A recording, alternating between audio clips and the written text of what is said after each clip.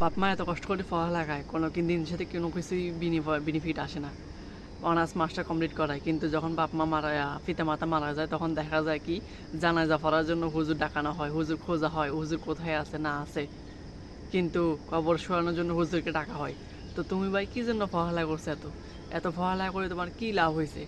যে honours complete করলা, master complete করলা 20-25 বছর বয়সে, কিন্তু নিজের বাপ মা জানাজাটা তুমি নিজে পড়তে পারতেছো না।